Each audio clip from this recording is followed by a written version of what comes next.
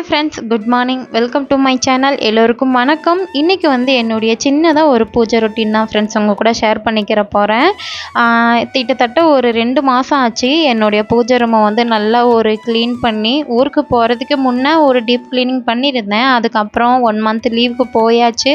அப்புறம் வந்தும் கொஞ்சம் கிச்சனை செட் பண்ணுறது, பெட்ரூமு, ஹால் செட் பண்ணுறது, அந்த வேலையே கொஞ்சம் ரொம்ப பிஸியாகிடுச்சு. அதனால் பூஜை ரூமை என்னால் ப்ராப்பராக மெயின்டைன் பண்ண முடியல. இப்படி தான் இருந்தது. எனக்கு எப்பயுமே நான் அட்லீஸ்ட் ஒரு 10 நாளைக்கு ஒரு டைம்னாலும் கண்டிப்பாக விளக்க நல்லா க்ளீன் பண்ணிடுவேன். ஆனால் ஒரு 2 மாதம் கிட்ட ஆச்சுனால எண்ணெய் ஃபுல்லும் க்ரீன் கலரில் ஆயிடுச்சு. இதுக்கு மேலே அப்படியே விட்டால் சுத்தமாக நல்லா இல்லை. பார்க்கும்போது எல்லாமே மனசுக்கு கஷ்டமாக இருந்தது. ஐயோ, நம்ம பூஜை ரூம் இப்படி வச்சுருக்கோமே அப்படின்னு சொல்லிட்டு. அதுக்கப்புறம் தான் நேற்று செவ்வாய்க்கிழமை தான், ஆனாலும் பரவாயில்ல, நம்ம இன்றைக்கி விட்டுட்டோன்னா நம்ம நாளைக்கும் அப்படியே ஒவ்வொரு நாளும் கடந்து போய்கிட்டே இருக்குது. கண்டிப்பாக இன்றைக்கி டீப் க்ளீனிங் பண்ணிவிட்டு சின்னதாக ஒரு முருகருக்கு தேன் அபிஷேகம் மட்டும் பண்ணலான்னு சொல்லி பிளான் பண்ணியிருந்தேன். 8 to 9 செவ்வாய் ஹோரை வரும்ல, அந்த டைம் தான் பண்ணியிருந்தேன். நான் விளக்க க்ளீன் பண்ண ஸ்டார்ட் பண்ணதே ஒரு 5 மணிக்கிட்ட தான். ரொம்ப ஃபுல்லாலாம் டீப் க்ளீன் பண்ணல. ஜஸ்ட் அந்த விளக்கு, அதுக்கப்புறம் பிளேட் வச்சுருந்தேன், அதை மட்டும் எடுத்து நல்லா க்ளீன் பண்ணுறதுக்கு கொஞ்சம் எண்ணெயெல்லாம் வேறு பவுலில் மாற்றி வச்சுட்டு, எப்பயும் போல் நான் விம் லிக்விடை கொஞ்சம் நல்லா கலந்துட்டு, அந்த நம்ம எண்ணெய் ஊற்றி வச்சுருப்போம்ல அந்த விளக்குங்கள் எல்லாத்திலையுமே இந்த மாதிரி ஊற்றி வச்சுட்டேன். ஏன்னா நம்ம தேய்க்கும் பொழுது நம்மளுக்கு ரொம்ப ஈஸியாக இருக்கும். அதெல்லாம் அங்கே ஊற வச்சுட்டு, அதுக்கப்புறம் இங்கே ஃபோட்டோலாம் நல்லா தான் இருந்தது. லைட்டாக அங்கங்கே மட்டும் கொஞ்சம் டஸ்ட்டு இருந்தது. அதை மட்டும் ரேஸாக க்ளீன் பண்ணிவிட்டு என்கிட்ட 2 ஃபோட்டோ தான் இருந்தது. ஒன்று நம்ம திருப்பதி, இன்னொன்று லக்ஷ்மி அம்மா. அவங்க 2 ஃபோட்டோ தான் என்கிட்ட இருக்குது. அதுக்கப்புறம் இந்த சிவனுடைய ஃபோட்டோ ஆல்ரெடி இங்கேயே இருந்தது தான். அதை நான் சைடில் கொஞ்சம் டேப் வச்சு ஒட்டி நான் அதை ரெடி பண்ணிட்டேன். அதுக்கப்புறம் அங்கே அந்த ரெட் கலர் ஷீட்டில் இருந்த அந்த பூவு, அதுக்கப்புறம் இந்த சாம்பிராணி தூசி எல்லாமே இப்படி தட்டி உடைக்கிறது நம்ம அதிபதி தான். தேவேஷ் அந்த மாதிரி பண்ண மாட்டான். அதி தான் அதை அப்படியே தட்டி கொஞ்சம் அங்கங்கன்னு சிந்தி வச்சிடுறது. அவனுக்கு எட்டுற அளவு என்னென்ன பண்ணணுமோ எல்லா வேலையும் பண்ணிடுவான் அவன்.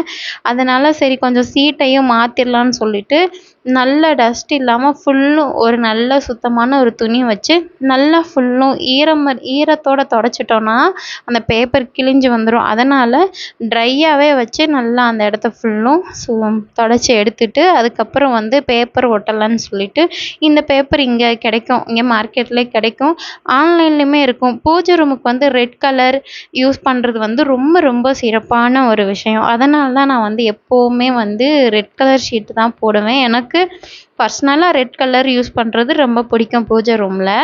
அதனால் அதுக்கு எந்த அளவு வருதுன்னு பார்த்துட்டு கரெக்டாக கொஞ்சம் கம் வச்சு தான் ஒட்டினேன். இது அந்த ஸ்டிக்கர் மாதிரி இருக்காது, நார்மல் பேப்பர் தான். நம்ம தான் கம் வச்சு நம்ம சைஸுக்கு ஏற்ற மாதிரி அட்ஜஸ்ட் பண்ணி கட் பண்ணி ஒட்டணும். அப்படி இருந்துமே இப்போது நான் ஒட்டிட்டு இந்த எண்டு இருக்குல்ல, இந்த எண்டில் அதி அப்பப்போ நின்னான்னா அந்த எண்டில் போதும், ஸ்டார்ட் பண்ணி லைட்டாக கிழிச்சிட்டா போதும், ஃபுல்லாகவே வந்துடும். அதனால தான் நான் என்ன பண்ணிட்டேன், பேப்பர் ஒட்டிட்டு அந்த எண்டில் மட்டும் லைட்டாக ஒரு ரெட் கலர் செல்லோ டேப்பை வச்சு அப்படியே ஃபுல்லும் ஒட்டிட்டேன்.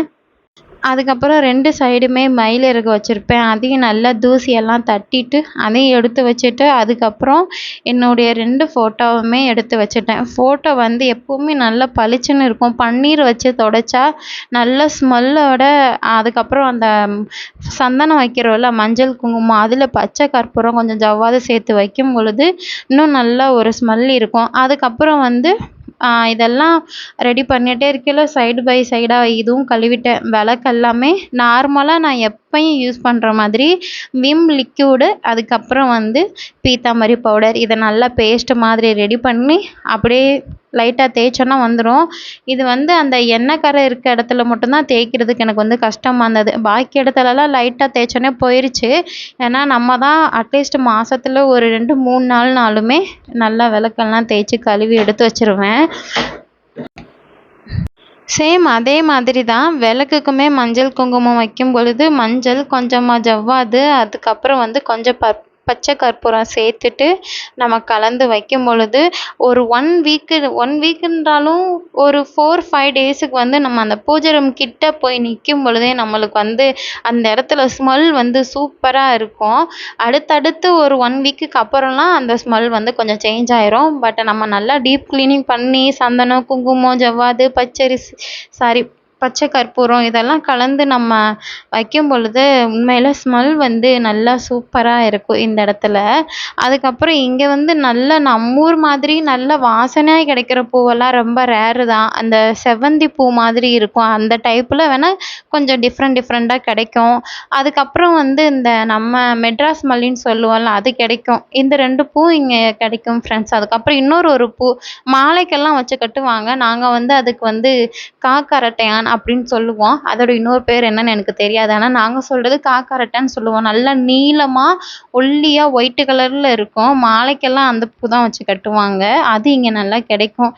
அப்புறம் சந்தனம், குங்குமம் எல்லாம் வச்சுட்டு கரெக்டாக எப்பயும் நான் வைக்கிற இடத்துல எல்லாத்தையும் எடுத்து செட் பண்ணிட்டேன்.